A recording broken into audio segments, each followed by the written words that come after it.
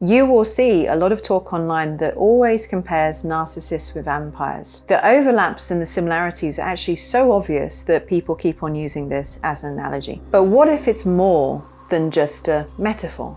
What if the mythology itself was actually born from real life encounters with people who were, in essence, vampires?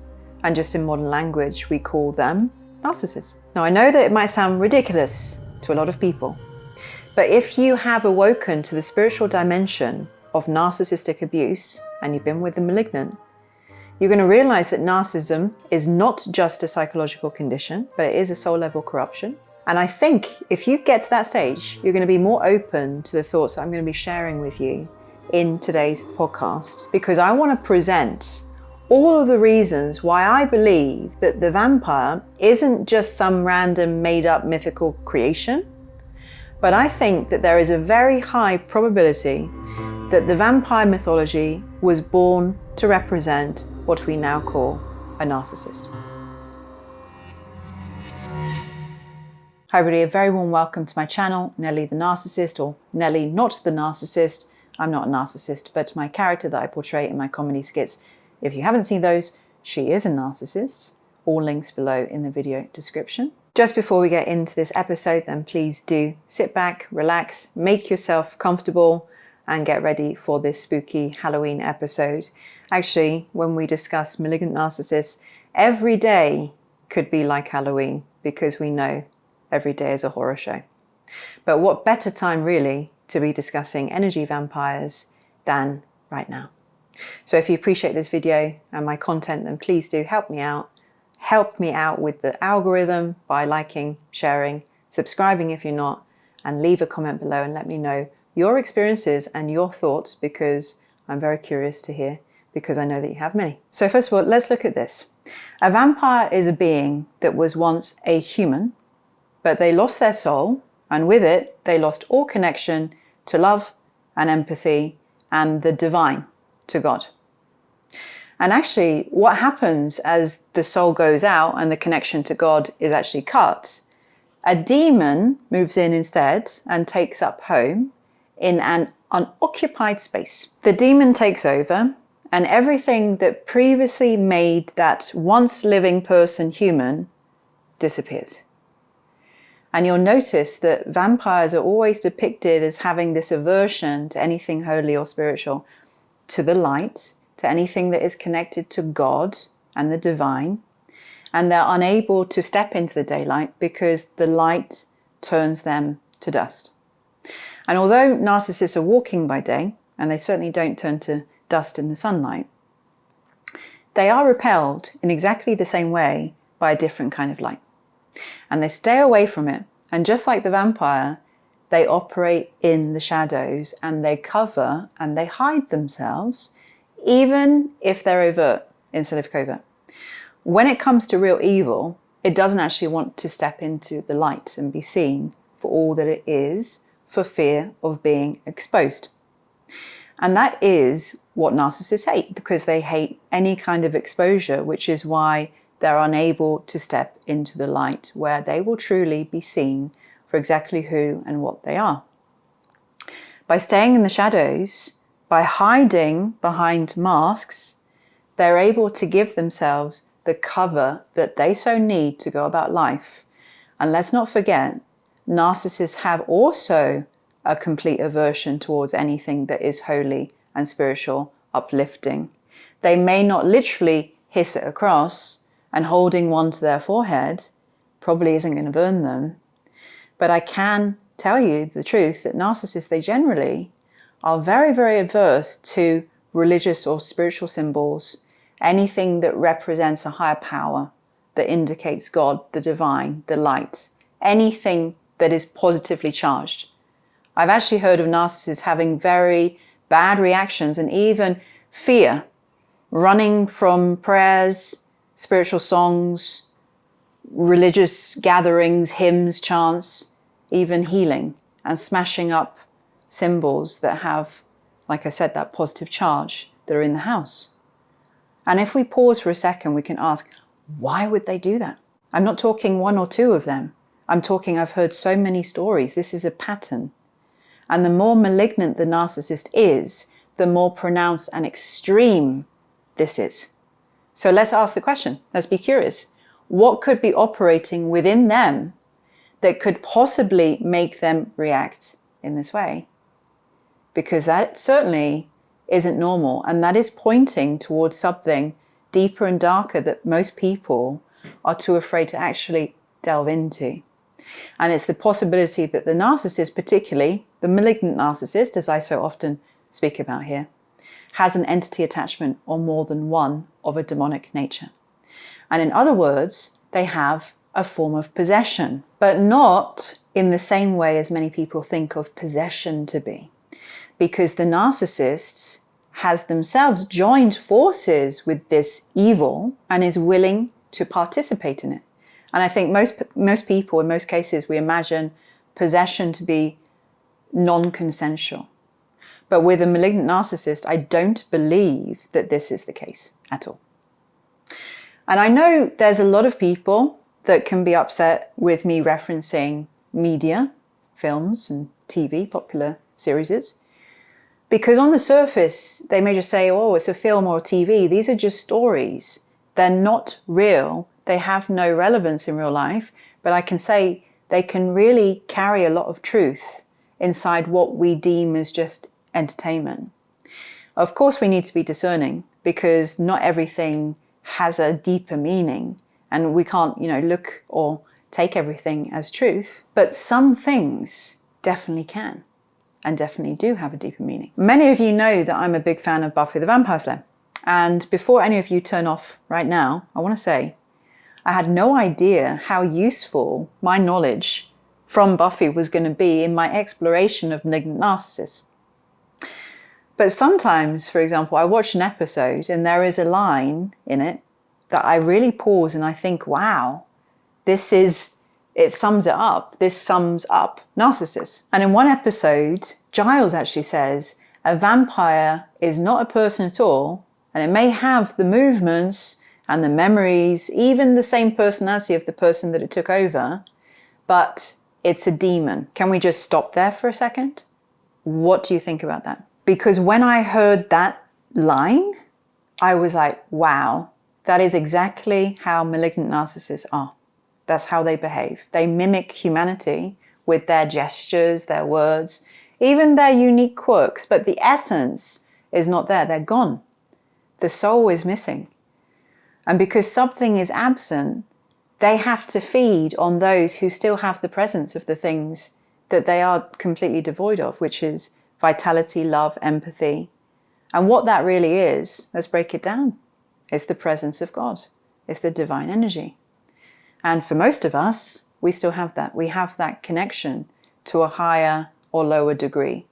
And whether you know it or not, doesn't matter. The more love you have, the more light you're going to have in you and around you. And narcissists, they really, really need to go for those on higher levels because they aren't sucking people's blood like vampires, but they are draining people's energy. They will drain you energetically because narcissists are energy vampires. This is what they feed upon. It's our life force. And that could be looked at as our blood because blood gives life. It's our life force. It's our soul energy. And even spiritual teachers have actually talked about this in other ways. Madame Blavatsky, you can look her up, she suggested that many myths and folklores are encoded with spiritual truths. And she wasn't the only person to speak about this. There have been many. But perhaps stories of vampires, they weren't just about monsters. They were about humans who had lost their connection to the higher self. And they've been taken over and consumed by lower forces. And Alice Bailey, she spoke about how negative energies or lower ego humans can feed on the life force of others because they need to. And Alice Bailey, you can look her up as well. I'm quoting from people from quite some time ago, but they have a legacy. She wrote about how negative energies or lower ego humans can feed on the life force of others, and they need to. And if you listen to that for a second, she is describing the very mechanism of narcissistic abuse. And this is centuries before modern psychology actually gave it the name of narcissist. A vampire needs to feed on other people because it can't generate life itself. And a narcissist does exactly the same thing. And this isn't just theory, really, because in my own experience, malignant narcissists, they operate exactly like that. They have the emptiness inside, and it isn't just metaphorical because it's also spiritual. They're animated, they move through the world, but the light is gone because the soul is gone. These are soulless creatures, and they're very soulless the further into malignancy that they go. And often, just like Blavatsky and Bailey hinted, this isn't an accident because lower, darker forces can inhabit a human that's willing to sever their connection to love and divinity and truth and create a being that is in effect a living vampire. That is then their life need, and perhaps it's even their life purpose to literally suck the life out of those that have light. So when we watch these vampire films, whether it's Buffy or True Blood or whatever, we're actually not just indulging in a fantasy because we're seeing reflections of a very, very real type of human being. It's a narcissist. One whose hunger is never satisfied. One whose heart is absent, whose soul is gone. A vampire is someone that feeds on the vitality of others to be sustained. They have an insatiable and devouring hunger. And a narcissist is someone that feeds on the vitality of others in order to be sustained, who has an insatiable and devouring hunger. It is exactly the same thing. And the mythology of the vampire, this blood-sucking demon that feeds off of people, goes way back. It's actually far more ancient than Gothic novels. Most world cultures would have had some sort of a term or awareness of this type of human. And I state again, this is because I believe that we've been fully aware of the existence of narcissists since the beginning of time, because we have also been fully aware of demons since the beginning of time. It's only now in modern language and times that we think that all of that stuff's ridiculous about demons because we think that we know it all with our science and our technology. We're so advanced. Demons don't exist. But as many, many people have come to realize and even put forward only to be slammed back down or dismissed, we don't know everything. And we can't imagine to know everything either. But we have the arrogance to. In the series True Blood, Eric actually, who is a vampire, he said, we're not human, we're superior to humans. And this is a belief that is encapsulated by vampires. Because you see, the vampire knows who they are. They know that they're living in two worlds.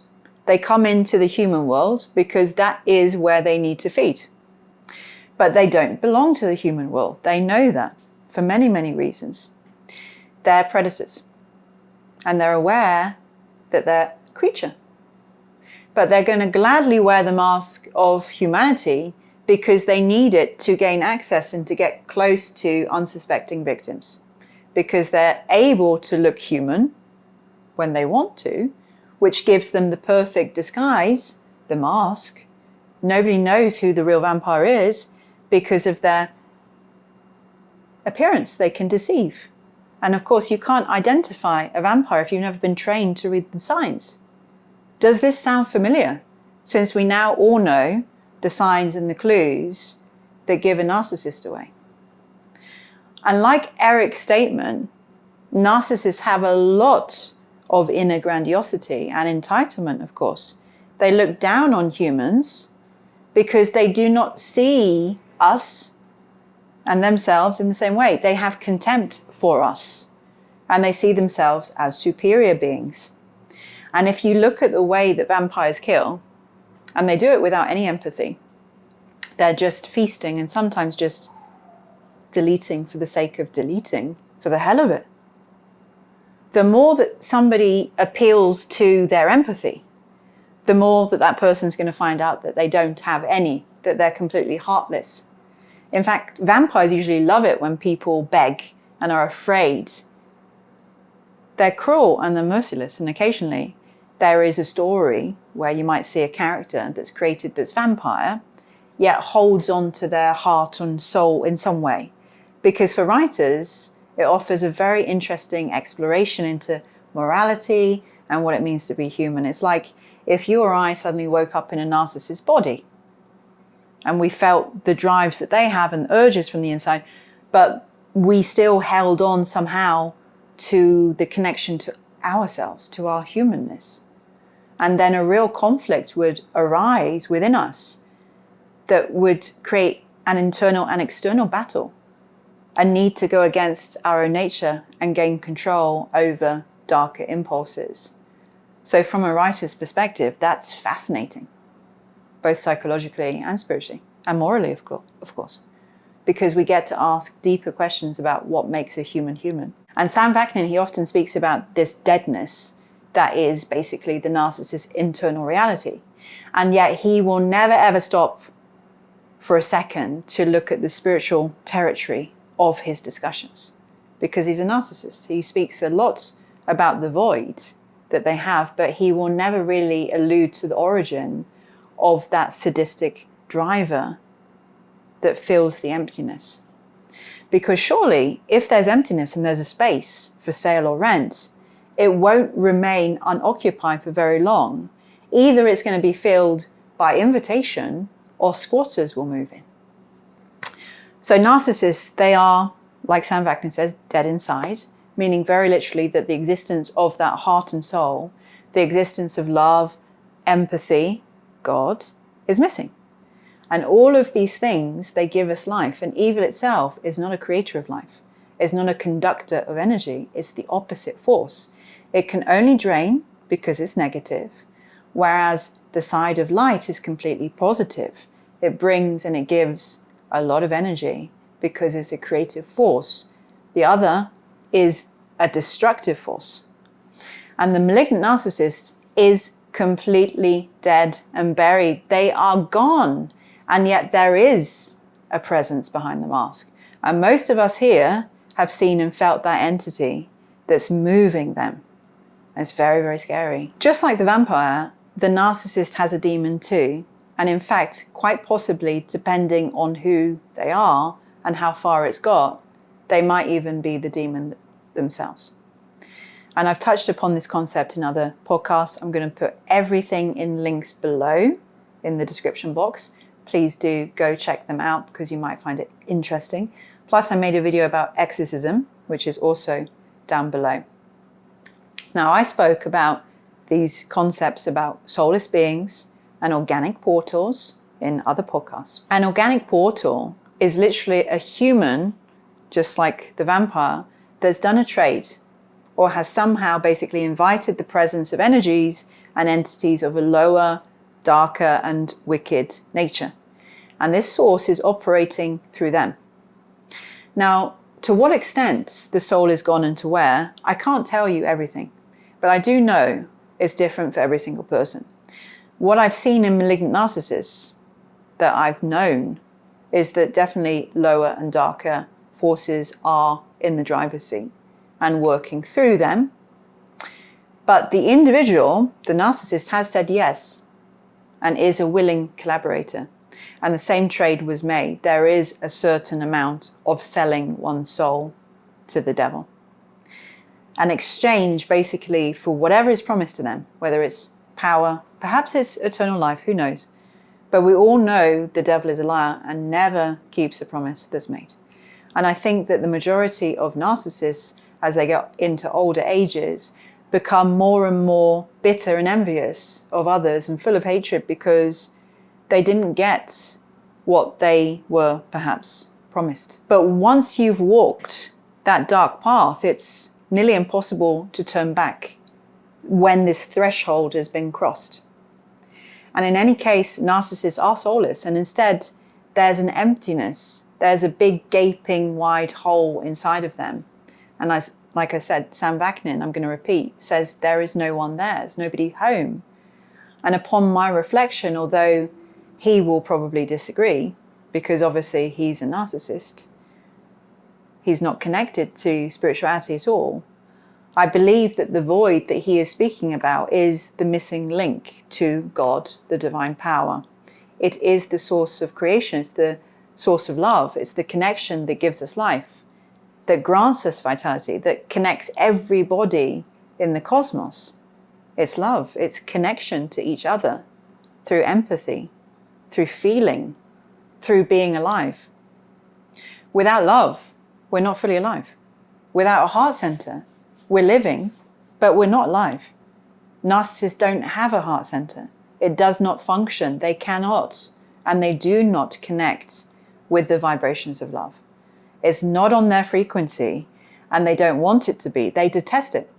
They've chosen darkness, and they commune with demonic lower energies that hunger always for power and control and domination. But something massive is missing. And without love, the world will never ever feel alive. It will always feel empty. Madame Blavatsky, she wrote about how these negative entities can attach themselves to humans who are spiritually weak. They're corruptible. That's what Blavatsky meant when she actually spoke about the danger of giving consent to lower forces, because once you open the door, they walk in and they make themselves at home, and you become occupied then. And that idea resonated with me deeply, because if you are spiritually weak, you are corruptible. And it's the same principle that we see echoed in so many myths and so many stories in films. Think of Darth Vader in Star Wars. Darth didn't start off as evil. He was seduced and tempted and convinced that the dark path would give him power and protection. But once he surrendered to it, that darkness took over. And it's a perfect metaphor, because that's how corruption works. It's quiet, it's almost invisible at first, until it takes root. And it becomes something so vast and consuming, there's unstoppable. And I believe that's exactly what happens with malignant narcissists. At some point, evil isn't just influencing them from the outside, it takes up residence inside of them. It becomes them. The soul embraces that darkness like the vampire does, so completely that there's no space left for the light. And Dion Fortune, who was influenced by Blavatsky and Alice Bailey, she gave this same warning about the danger in her book, Psychic Self-Defense. She said, when a person continuously indulges in lower emotions like greed and lust, domination, then they open this gate in which obsession actually enters. And to her, evil wasn't just an abstract force.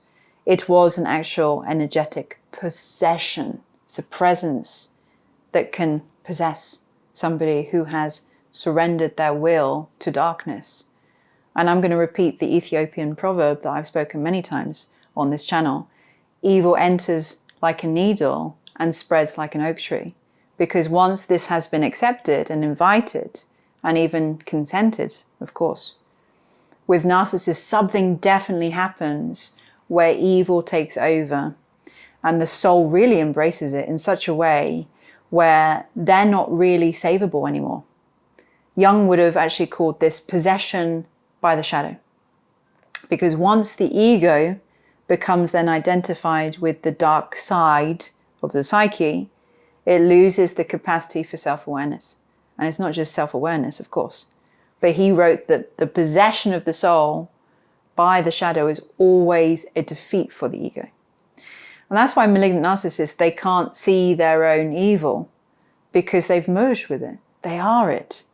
For non-narcissists, I would always say there's a chance for redemption, of a corrupted soul. It could turn back to the light, but for narcissists, malignant narcissists, it seems like God has really left the building and a demon is replaced, just like how it works with vampires. And in Dion Fortune's words, where the soul has actually given hospitality to the forces of darkness, it is only divine intervention that could restore balance. And sometimes even that door is closed because of the will of the host. And this is always so important to note, because I hear so many people ask the same question.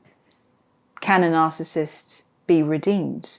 is all lost, or do they need an exorcism? Please watch that podcast because I speak about this. But it always comes down to the will of the host. Do they want it or do they not? For most people, even those that have done serious wrong, who've wandered very, very far from the truth of love, I think that there is still a way back, because the soul flickers, even if it's faintly. And that means that redemption is possible. But with malignant narcissists, something different happens. It's as if the divine spark, it goes out entirely, because that connection to God, like I've spoken about, love, empathy to the higher self, is cut. And in its place, something else has moved in, something that feeds and deceives and destroys. And it really is not just a psychological pattern, it is a spiritual occupation. God's left the building. A demon has taken over. And it's incredibly scary to see. And I'm actually very thankful that I stayed for as long as I did, so I could see exactly what evil looks like behind the curtain. Because it hides behind a facade that you would never expect, because it looks human. One day, I woke up and I realized that this so-called human was capable of things that I couldn't even comprehend. This person had no humanity. And most people don't understand this because they see a human person and they think it is a human person, just in the same way that people can't see the vampire behind the human facade. They don't realize it's a creature of the night. And we do the same for narcissists. They are predators and they know what they are. And they look upon us as stupid and helpless and weak. And they see humanity as weakness, something to be fed upon. And they're anti anything to do with love and the essence of our true spirits. They hate God. They are the Antichrist. And they are covert and hidden, just like the vampire, because nobody realizes the wickedness that these predators are truly capable of. They seek to devour life, just like the vampire. And the problem always is, whether it's a vampire story, film, TV show, whatever it is, and like real life, we as humanity do not want to accept that evil exists. In most of the vampire films, people are going about their lives not knowing that these vampires, these creatures, these predators actually exist. Well, that's just like today with us. And I've done a podcast about vampires before. And if you've seen that video, you're going to know it came from a deeply personal experience that I had when watching Interview with a Vampire. And it was just after I escaped from the malignant narcissist, when everything was still very hurting, very, very much. And I was beginning to understand what had happened to me. And during that time, I found myself watching a lot of horror films, actually, to make sense of it. And strangely, they were comforting because they mirrored the darkness that I'd experienced, but in a way that helped me to see it more clearly, almost like holding a mirror up to the monster. And one of those films, like I said, the hardest one to watch was Interview with the Vampire. That really touched me. I could not get that out of my mind because I saw in Lestat's character, played by Tom Cruise, the same sad, depressed, desperate loneliness that I'd seen in the narcissist that I was entangled with. And Lestat, he talks so much about, the glamour of immortality, the beauty of the darkness, the power of never aging, right? But underneath that arrogance is an unbearable emptiness, and he keeps trying to fill it by creating this family, turning Louis and Claudia, because he can't bear to be alone in that darkness. It's never ending. And that's exactly how it felt with the narcissist. There was this charm, this glittering world of promises, of excitement and depth, but behind was this desperate need to keep me trapped inside this dark, lifeless world, a cycle that's never ending. It's like Groundhog Day in hell. It's the same manipulations, the same games, the same emotional feeding every day. And the narcissist wants you to stay there with them, just like the vampire, to live in that void, because without you, they have no reflection, no life force. And that's what broke me really the most when I rewatched that film. I could see it all. Lestat pretending it was so fun, pretending that he was free, while you could feel the misery radiating through him. His hunger wasn't just for blood, it was actually for love and connection, for meaning. But because he'd lost his soul, he could never have those things again.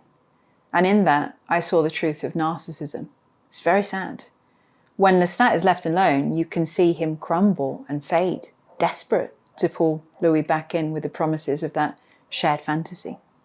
The force nostalgia, the same way of obviously that narcissists try to hoover us back after you've escaped. He said, don't you want to go back to what we had? We were happy once, weren't we? And it's always that seductive whisper, but it's never real. And Louis knew that, and he saw through the illusion and he walked away because he didn't want to be part of that horror world. He understood that staying meant losing himself and his humanity. And Louis was obviously a very, very strange vampire because he was one that was a creature of the night, and yet he refused to become a monster. He still held on to empathy, which obviously is very rare for a vampire. And in this story, it's reflected the same decision that every single survivor faces. It's whether to stay with the seductive vampire, believe their lies and their false promises of change, promises of a beautiful future together. Do we allow ourselves to slip into the illusion and get lost? To get lost in the fantasy with them? Or do we choose not to believe the lies? Do we keep our eyes open and keep clutching onto truth? That nothing's going to change because they are who they are. They're different to us.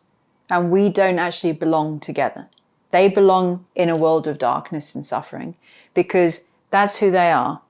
They create it, they choose it, they suffer. That's their pain because they don't actually want to step into the light. They choose to hide in shadows. But that is not who we are. And if we choose that world with them, that darkness will become our worst nightmare because we are not a vampire's plaything. We aren't an energetic feast for them. We're a person. We're a human being. We have life. Because we have life, we must choose the living and we must choose the light. Because when we choose to associate with the walking dead, then sooner or later, that same death might become us. So I really hope that you have enjoyed this episode today.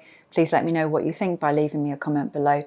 But for now, thanks so much for watching. Take care, sending love, and I'll see you all again next time.